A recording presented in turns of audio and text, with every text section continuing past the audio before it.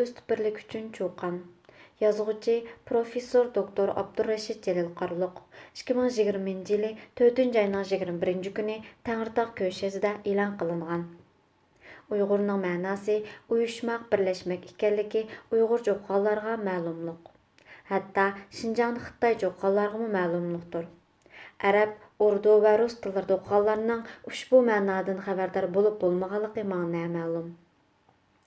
Aqlimni topsam, Uyg'urlarda birlashish, uyushish adabiyoti va voysashlari keng ekandiq. Keyincha jamiyatshunoslik ilmini tahsil qilib, sababini ham kerakini, lozimligini bilib yetdim desam, balki mubolag'a bo'lmas. Kichkina bir misol, 1990 yilning kuzida Xitoy poytaxti Beyjingda universitetga boshladim.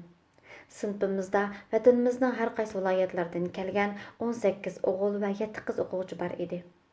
Savodoshlarining muayyan bir qismi, xususan icharman va balonzi mijozliklar o'qish boshlab uzun o'tmayla ko'ziga sig'magan, ichishni, chekishni bilmaydigan olti shaharliklarni chetga qiqishga, aroq ichib mast bo'lur bo'lmayla jidal chiqarib o'zaro urushishga boshlagan edi.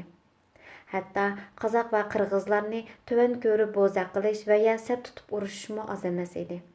Ya'ni birlik yo'q edi. Bir kuni musulmon oshxonasida to'ng'iz go'shti chiqqanligi xabari bilan ushbu oshxonadagi Xitoy to'nganlari bir taraf, Uyg'urlar bilan oz sondagi qozoq qirg'izlar yana bir taraf bo'lib urushdi. Qarasam, har kuni urushadigan tarafvaz nochilar, yurtvozlar bir safda haqiqatan uyushib, bir-biriga hamdam bo'lib, birlikda Xitoyga qarshi Uyg'ur bo'lib, cho'ng jangga kirishibdi. Maktab ma'muriyati sababkorlarni surishti qilganda, chiqimchilarmi, qizil avangardlarmi pash qilishdan bosh tortgan edi.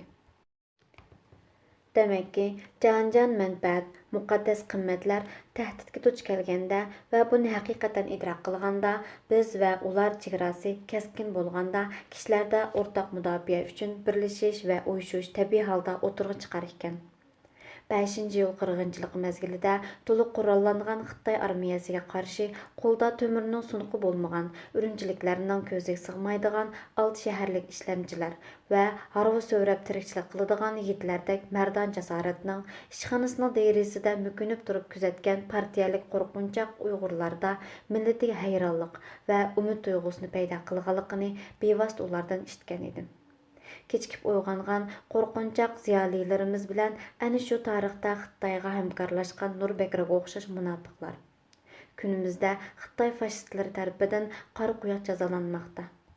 Ularning ichida ba'zilari balkim turma va lagerga solinishdan burun Uyg'ur bo'lolmaganiga, Xitoyga qarshi tadbir ololmaganiga amdi o'kinayotgandir aytavur. Velhasıl günümüzde diaspora Uyg'urlari texich birlashmaglik.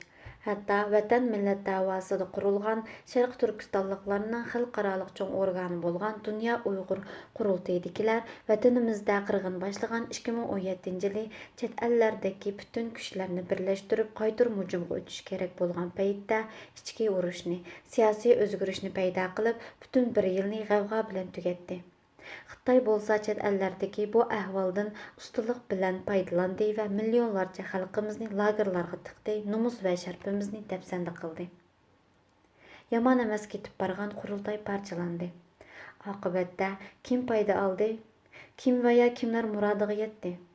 Turkiyadagi muhim bir davlatda keyingi 3 yilda Dunyo Uyg'ur qurultayining faoliyatlari tuyulmas, ishitilmas bo'ldi. Media urushi eng o'tkir janggohga aylangan kunimizda Turkiyadan qurultayga ikkinchi boshliq bo'lgan kishining sotsial media hisobi yo'q. Turkiyada Sharq Turkiston davosi balkim o'tmishdagi eng passiv holga tushdi. Xitoy-Turkiya munosabati Xitoy markazlik holda tarixning eng yuqori pallasiga chiqdi. Turkiyada dernekchilik sonda taraqqiy, sifati chekindi. Tashkilotchilar yangi vaziyatda, yangi siyosiy strategiya tuzish o'rniga koni muqamda, hatto haftiga chapdi to'g'riliqqa marazdor falsafasida ko'rlar va gazlar bir-birini mehmon qilishur misoli o'pqachilikka davom qildi. Turkiyadagi Sharq Turkistonliklarning eng asosli masalasi bo'lgan iqomat va garajdonlik to'liq hal qilinolmay, Istanbul va Qaysariyada 10 minglarcha Uyg'ur o'shir zakotga muhtoj holga tushirib qo'yildi. Davlatni tushunadigan ziyolilarning taklif va tavsiyalariga masalan Sharqiy Janubiy Osiyodan kelganlarga qarata diniy va psixologiyalik normallashtirish, Turkiston mahallasi qurish, davoni partiyalar usti qilish. Quloq solmay o'zlarining ideologiyalik xohishlari bo'yicha muhojirlarimizni idora qilish yo'lini tutishdi. Natijada mavjud dernek va tashkilotlar 2017 yildan keyin o'tirg'i chiqqan vaziyat va ehtiyojga javob berolmayla qolmay diasporada bo'linish, qutublashishni tezlatdi. Turkiya Uyg'ur diasporasi duch kelgan iqomat, garajdonlik, ishsizlik, izchil yo'qsulishish, oila nikoh masalasi, ajrashish, farzand tarbiyasi, yoshlar masalasi bilan kultural yotlashish va psixologiyalik chatoqlar qatorliqlar ijtimoiy masalalarning hal qilinish uchun Turkiyada yashayotgan har soha Uyg'urlari har xil saviyada va chamiz yetguncha bosh qotirmoqda. Yozma maqola va televiziya programmalarida masalalar tahlil qilinmoqda.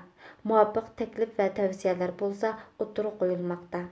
Masalan, bu yil ichida professor doktor Abdurrashid Jalil Qarloq va professor doktor Olimjon Inoyatlar o'z sohasi bo'yicha mavjud masalalarni hal qilish yo'lida taklif va tavsiyalarni o'tirg'i qo'yish bilan birga munosabatliklarga chaqiriq qildi. Bu haqda Qarloq bir tweetga tushgan inkos va o'ylantirganlari temasida 4 bo'limlik bir maqolasini 2020 yili 1 martda Ko'kto'q munbirida e'lon qildi.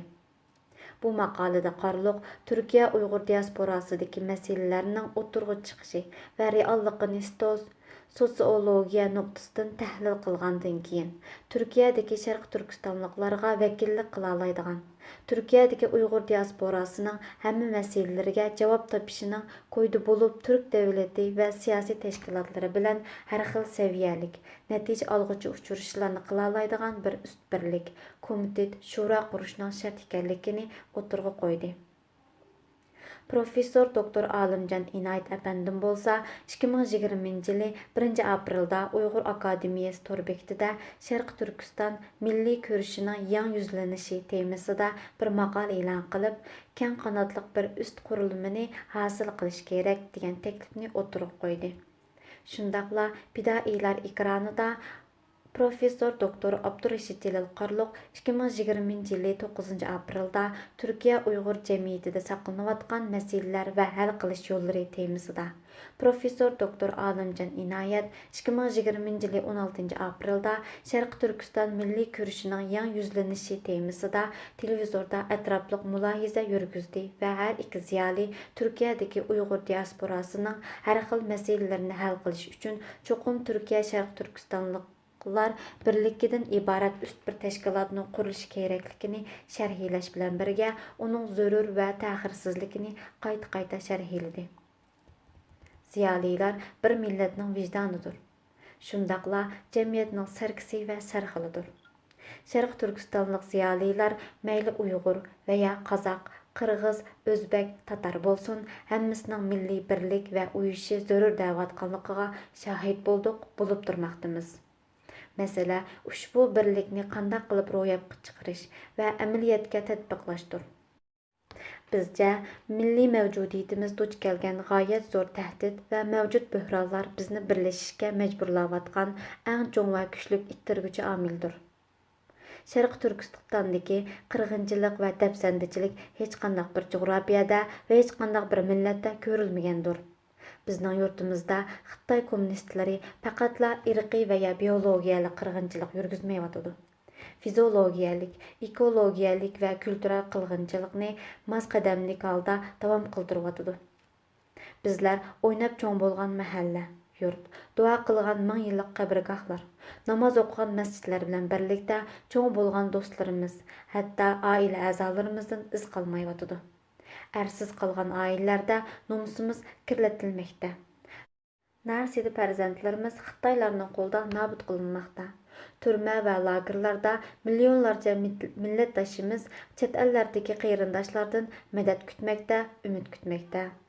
Мұшындақ бір пәйтті бірлік үшін чоқан салмағанларны və bu чоқанға тосалғы болғанларны, хәтта jim тұрып құлақларını юпырған әхмәқләрні Xitay білән мәмкарлашқучы мәл'un, ғалча süptidә көрмәк milli mevcudiyet noktasıdan toğrudur. Әлбәттә, yaratılışımızdan, alğan tərbiyə, yetişkən aile muhitimizdən, pərqidi bo'lib bo'lmay yuqtirib alğan yat millat ta'sirləri və ya hər xil ideologiyalarning viruslari tüpəyli bir-birimizdən pərqliq dünya qaraş, kültür və adətlərimiz bo'lish muqarrar. Faqat bugun bu pərqlərimizni peş qiladigan, vatan millat mənfəatidən üstün tutulğan çağ emasdır. Gün birlik və bərabərlik günüdür. Bugun sen, mən emas, biz günüdür. Şəxsi g'um, adovat və yoki hissiyatlarni bir tarafga qayırıb, vatan millat uchun quchoqlashish vaqtidir. Har kimning iqtidori, qilgan atganlari o'zlariga ayondir. Kun samimiyat kundurki, millatga, vatanga sadoqatimizni ifodalash chog'idir.